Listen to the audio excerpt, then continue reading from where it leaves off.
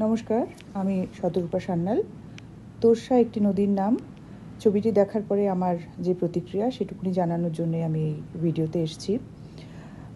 ছবিটির ভেতরে যে প্যাশন, যে তীব্র ভালোবাসা রয়েছে মানবতার প্রতি, সামাজিক দায়-দায়িত্বগুলোর প্রতি এবং বিবেক, যে শিক্ষাটা আজকের দিনে প্রায় বিলুপ্ত হতে বসেছে, আমাদের যে ভ্যালুস, সেই বিষয়গুলো নিয়ে ছোটদের মতো করে ছোটদের জন্য এই ছবিটা তৈরি করা হয়েছে। মানে প্রকৃতি যেখানে লুট হয়ে যাচ্ছে, প্রতিদিন মানুষের জীবনে যে ধরনের বিপন্নতা এসে উপস্থিত হচ্ছে, আর একটা কৃত্রিমভাবে তৈরি করা শ্রেণীযুক্ত সমাজ, সেই জায়গাগুলোতে চোখে আঙুল দিয়ে এই ছবিতে আইডেন্টিফাই করে দেওয়া হয়েছে যে কোনটা ভালো, কোনটা ঠিক নয়।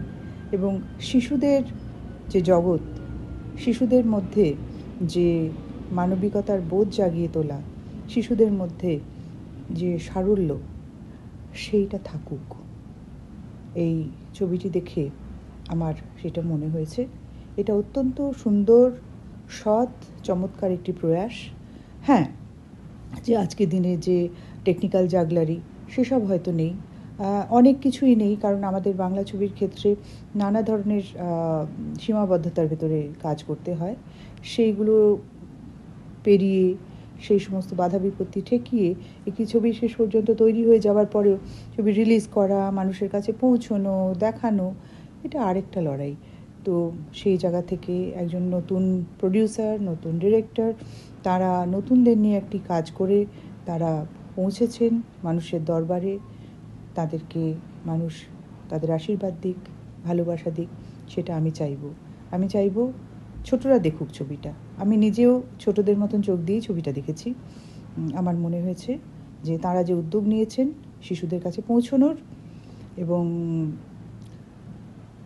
সৎ, ভালো, পুষ্টিকর, স্বাস্থ্যসম্মত যে খাদ্যটি মানুষের মনের জন্য দরকার, তার একটা আয়োজন তাঁরা করেছেন। কথা আছে না যে যে মদ বিক্রেতা, সে তো এক জায়গায় বসে মদ বিক্রি করে, কিন্তু যে দুধ বিক্রেতা, তাকে ঘুরে ঘুরে দুধ বিক্রি করতে হয়। তো আমাদের এই দুধ বিক্রেতা এখন ঘুরে ঘুরে দুধ বিক্রি করছেন।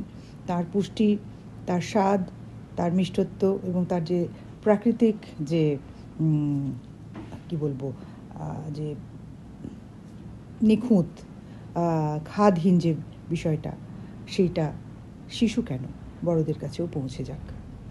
আমি আমার তরফ থেকে সর্বাঙ্গীন শুভেচ্ছা, প্রীতি এবং ভালোবাসা জানাচ্ছি তোরসা একটি নদীর নাম এই টিমকে। নমস্কার।